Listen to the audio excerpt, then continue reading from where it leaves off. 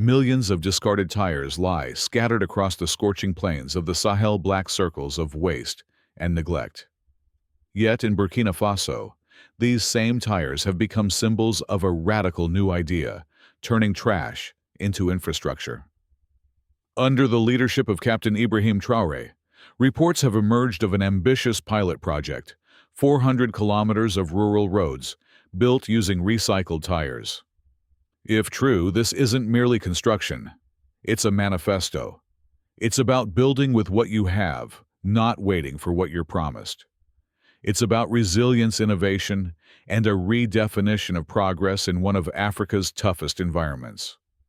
But big ideas attract big questions.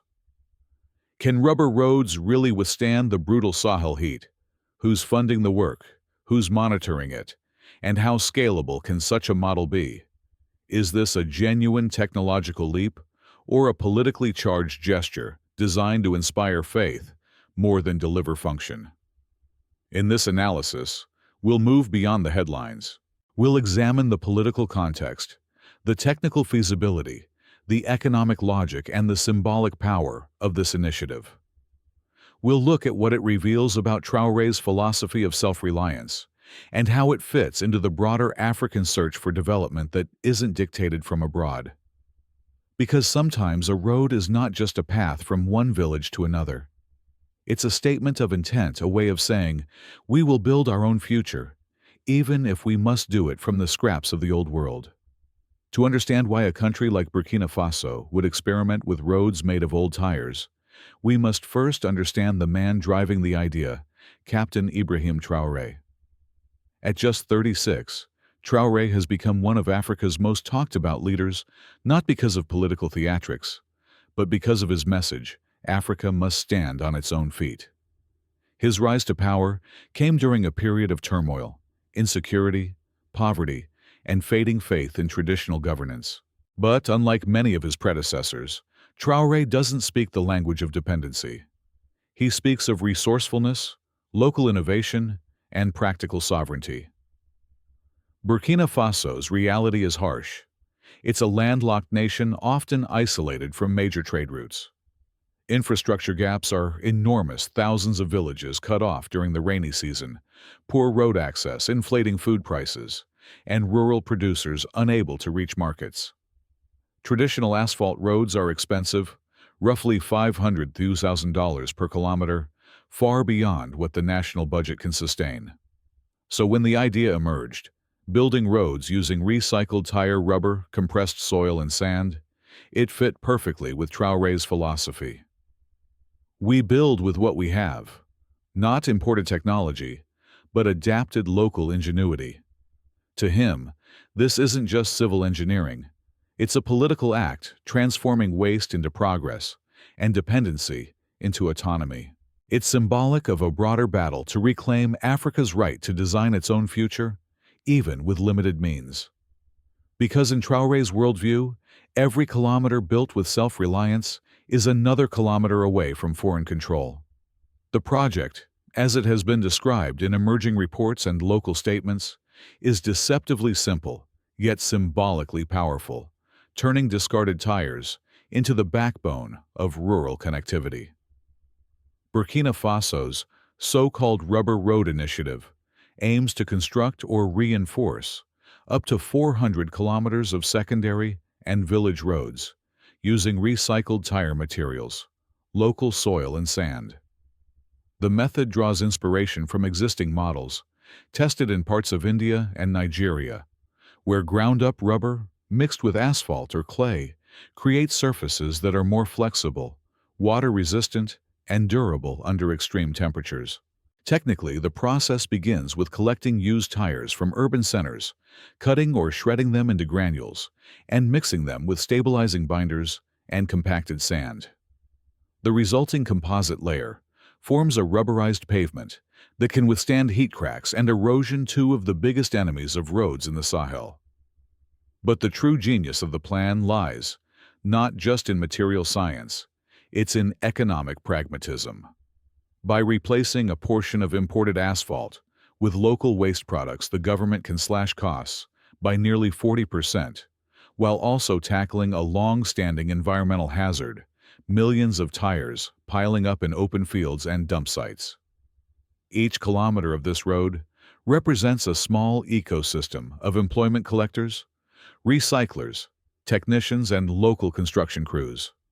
In theory, it's a model of circular economy in action: waste, transformed into mobility, and mobility into opportunity. Yet behind the innovation lies a delicate question. Can the same simplicity that makes this idea appealing also make it fragile?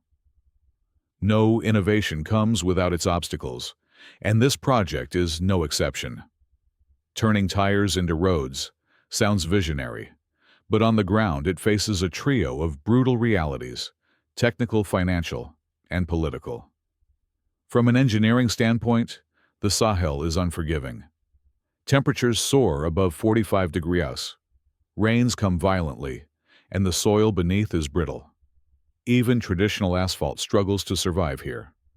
Rubberized road technology requires precise ratios, compaction standards, and maintenance plans, conditions that depend on technical expertise and machinery Burkina Faso still lacks. If the mixture isn't done correctly, roads could crack, warp, or disintegrate within a single rainy season. Financially, while recycled materials cut costs, logistics don't come free. Collecting, transporting, and shredding thousands of tons of tires across vast distances demands both organization and consistent funding. Without transparency in spending or partnerships with credible engineering institutions, the dream could collapse under its own inefficiency. Then there's politics. In a country rebuilding from instability, any large project becomes a stage for public faith or disappointment. If the initiative is rushed for publicity, or if corruption seeps into procurement, what was meant to symbolize independence could become another chapter in the long story of broken promises. Still, failure isn't inevitable. Success will depend on one key factor: discipline, technical discipline, financial discipline, and political discipline. Because visionary slogans can't hold a road together, only proper planning and honest execution can. If the technical and political hurdles can be overcome, the potential social impact of this project is immense. For millions of Burkinabe citizens, especially in rural communities, the question of roads is not abstract, it's existential. Roads decide whether a farmer can sell crops before they spoil, whether a child reaches school in the rainy season, whether a mother reaches a hospital in time. In regions like Boucle du Mouhoun or the Sahel province, where isolation is measured not in miles, but in months, 400 kilometers of rural connectivity could redefine daily life. Villages once cut off for half the year could finally join the national economy. Transport costs would drop, markets would open, and local goods could move faster and cheaper. Economically, each kilometer of road represents jobs: tire collectors, recyclers, machine operators, and maintenance crews. In a country where youth unemployment hovers above 20%, such opportunities could be transformative. The recycling process itself could spark a new micro-industry: small cooperatives collecting old tires from cities like Ouagadougou and Bobo Dioulasso, feeding them into regional processing hubs. There's also the environmental dimension. The project could remove hundreds of thousands of abandoned tires, reducing breeding grounds for mosquitoes and fires from illegal burning. Yet these benefits will only materialize if the project stays community-centered, if the people who build these roads also own their success. Otherwise, it risks becoming another top-down initiative, remembered more for its promise than its progress. Beyond its technical ambition, this rubber road project carries a powerful political message. To understand it, you have to see it through the lens of Captain Ibrahim Traoré's philosophy, a doctrine built on sovereignty, resourcefulness, and resistance to dependency. For decades, African nations have been told to borrow, to import, to depend. Traoré rejects that narrative. His government's rhetoric is blunt: we will not wait for aid to build our country. In that sense, transforming waste tires into infrastructure isn't just innovation, It's ideological defiance. It tells the world that Burkina Faso can find progress in its own backyard, using its own hands. Politically, it's also an answer to critics who accuse Traoré's administration of focusing too heavily on security and military consolidation. By promoting civil infrastructure, he repositions himself as a builder, not merely a soldier, a man investing in development as a form of defense. Because for him, stability doesn't come only from guns. It comes from roads that link people, trade, and opportunity. Symbolically, this project also resonates with the broader Pan-African movement. It echoes the ideals of leaders like Thomas Sankara, who once said, "He who feeds you controls you." Traoré seems to be extending that principle. He who builds your roads defines your path. But symbolism is a double-edged sword. If these tire roads fail, the message of self-reliance will lose credibility. If they succeed, however, they could become a blueprint proof that independence isn't a slogan, but a system that can literally be built from the ground up. At its core, the rubber road experiment in Burkina Faso is more than an infrastructure story. It is a litmus test for a national philosophy. Can a developing nation, limited in resources yet rich in determination, truly build its future with its own hands? If the project succeeds, it will demonstrate that innovation in Africa doesn't have to come from billion-dollar foreign grants or imported technologies. It can come from creativity born out of necessity. It will prove that sustainability and sovereignty can coexist, that a pile of discarded tires can become a symbol of modern nation building. But if it fails, if corruption creeps in, if quality control collapses, if promises outpace performance, it could reinforce the very cynicism Traoré is fighting against. The dream of self-reliance could turn into yet another case study of overambition and under-execution.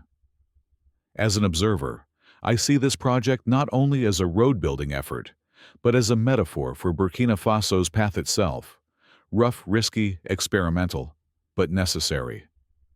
Progress in young nations rarely begins with perfect plans. It begins with imperfect courage. And in that sense, Traoré's experiment deserves attention and scrutiny in equal measure. Whether these roads endure the Sahel's heat or crumble under it, their true value may not lie in kilometers completed, but in the mindset they inspire. Because every journey toward independence, political, economic, or spiritual, begins the same way, with a road built from what you already have.